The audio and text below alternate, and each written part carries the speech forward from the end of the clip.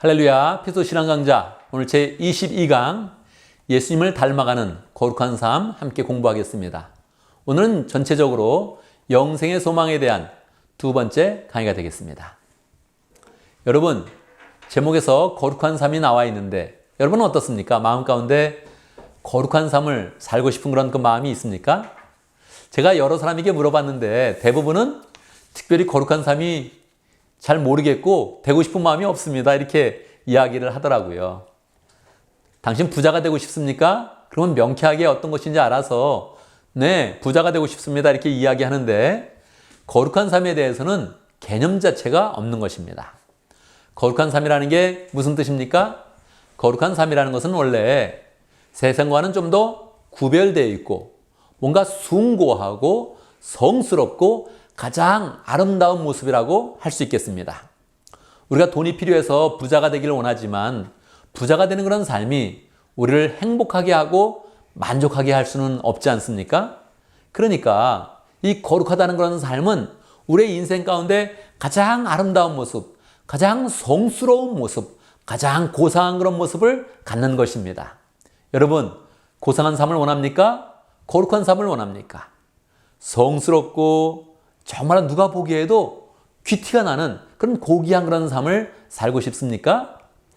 이렇게 물어봐도 어떤 사람은 네, 그런 삶을 살고 싶습니다. 그렇게 이야기하는 사람도 있을 것이고 어떤 사람은 그렇게 살 자신이 없어서 글쎄요, 저는 편한 대로 살고 싶습니다. 그냥 제 소신껏 살고 싶습니다. 그냥 평범하게 살고 싶습니다. 이렇게 이야기하는 사람이 있을 것입니다.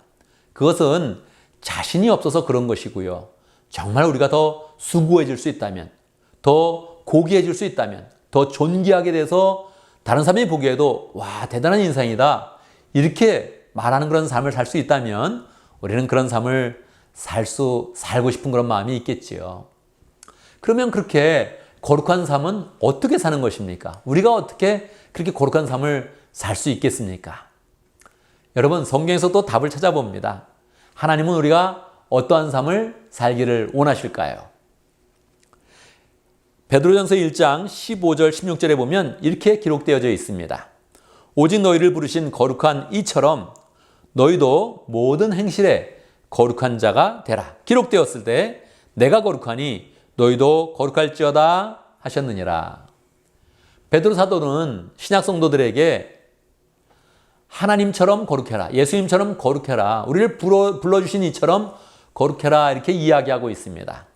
그리고 아예 인용을 하는 것입니다.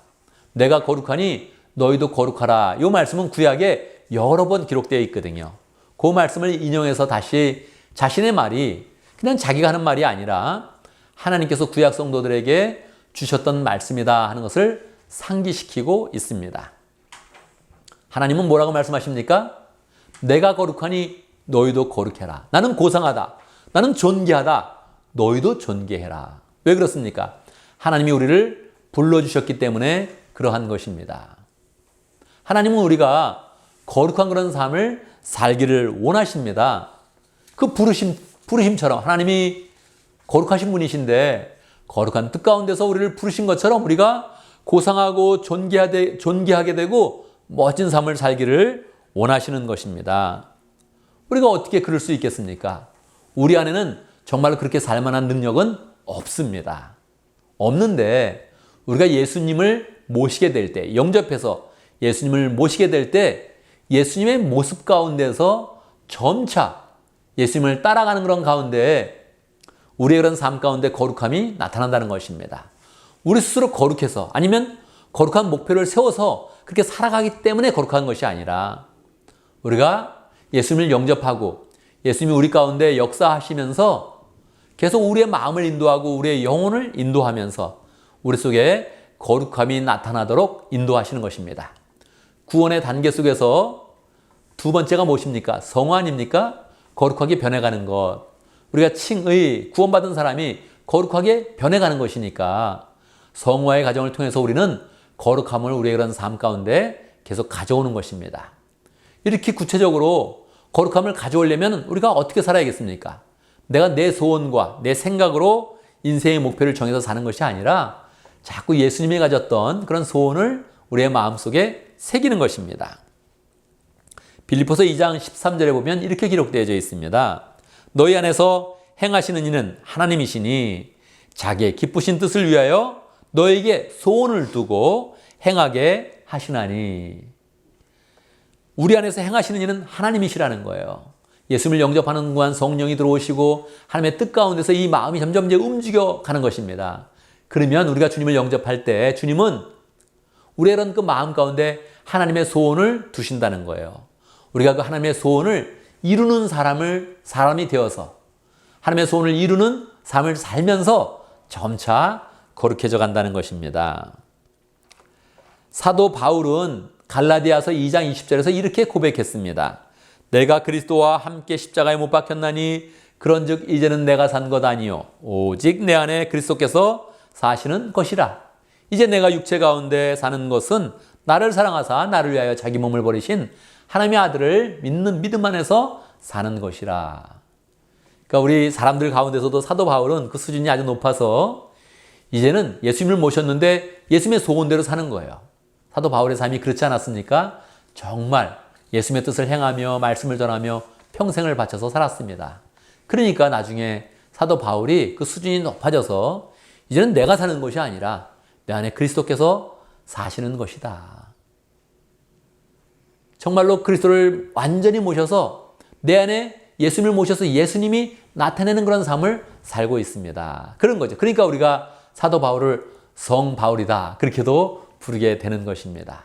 우리의 삶이 그렇게 되는 것이죠. 예수님을 모셔서 마음의 그런 소원을 예수님 것으로 바꾸고 예수님의 뜻대로 계속 행하는 그런 삶을 살면 우리의 삶이 신기하게 계속적으로 변화되면서 숭고하고 고귀하고 존귀한 그런 삶을 살게 된다는 것입니다. 자, 그러면 우리의 그런 삶 가운데 거룩하게 되는 그런 삶을 어떻게 살아갈 수 있겠습니까? 요한복음 15장 5절에서 이렇게 기록되어져 있습니다. 나는 포도나무여 너희는 가지라. 그가 내 안에 내가 그 안에 거하면 사람이 열매를 많이 맺나니 나를 떠나서는 너희가 아무것도 할 수 없음이라. 내 속에 거룩함이 있는 것이 아니라 예수님의 거룩함을 가져와서 예수님의 소원대로 사는 삶 속에서 우리가 거룩의 능력을 나타낸다면 그러면 우리가 어떤 노력을 해야겠습니까? 삶 가운데 예수님과 하나 되는 그런 노력을 해야 됩니다. 예수님이 포도나무요 우리가 가지라면 가지가 계속 포도나무에 붙어있기만 하면 그럼 열매를 많이 맺게 됩니다. 우리라는 삶 가운데 필요한 것은 열매를 많이 맺기 위해서 예수님과 꼭 붙어있는 것입니다. 어떻게 예수님과 붙어있을 수 있습니까? 교회는 예수님의 몸이니까 교회에 붙어있는 것이죠. 교회 생활을 열심히 하는 것입니다. 예배를 열심히 드리는 것입니다.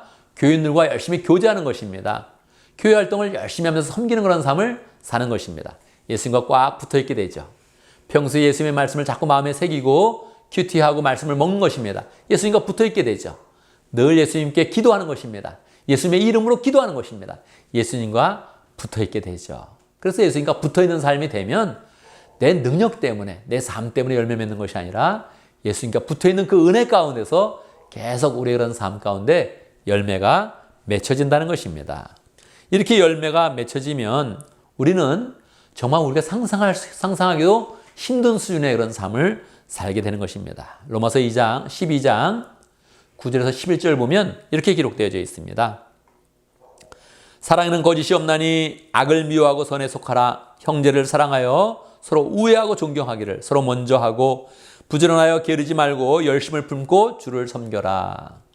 다 좋은 말인데 여러분 이렇게 살 수 있겠습니까? 먼저 사랑하고 우애하고 딴 사람을 존경하고 이런 일을 할 수 있겠습니까? 할 수 있기도 하겠죠. 그런데 우리는 못하는 때도 있을 것입니다. 그래서 자꾸 우리 스스로 하는 것이 아니라 우리 속에 있는 예수님이 이런 것을 할 수 있도록 도와주신다 이렇게 생각을 해야 됩니다. 여러 가지 그런 그 내용들이 있는데요. 심지어는 내 원수가 줄이거든 먹이고 목마르거든 마시게 하라. 로마서 12장 20절입니다. 계속 더 강하게 우리에게 명령하는 것입니다. 이런 삶도 한번 살아봐라. 어떻게 해요? 주님과 계속 붙어 있으면서 주님과 함께 소원을 두고서 열심히 행하는 그런 가운데 우리가 수준이 자꾸 높아지면 원수가 배고파하는데 그 사람을 먹일 수 있다는 거예요.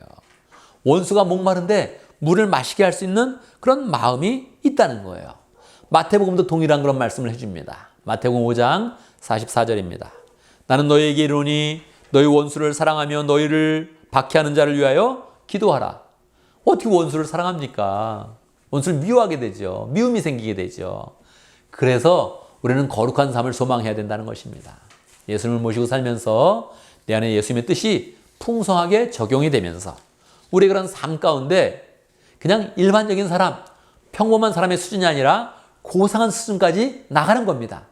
예수님을 닮아가면 예수님이 십자가 위에서 원수를 위해서 기도했던 것처럼 우리도 원수를 사랑하고 먹이는 수준으로 나가게 되는 것입니다. 여러분, 살기가 어려워서 그렇지 우리도 고상한 삶을 원합니다. 고귀한 삶을 분명히 원합니다. 우리가 못 살아서 그렇죠. 그런데 그것을 내 힘으로 살려는 것이 아니라 주님과 계속 동행하면서 주님께 붙어 있으면서 주님이 주는 힘을 공급받으면 우리의 그런 삶이 자꾸 수준이 높아진다는 거예요. 그래서 우리의 마음 가운데 예수님을 닮아가는 거룩한 삶, 이것을 살겠다 이렇게 마음 먹으면서 더 주님 앞으로 한 걸음 한 걸음 힘차게 나가는 복된 성도들이 되기를 간절히 바랍니다. 감사합니다.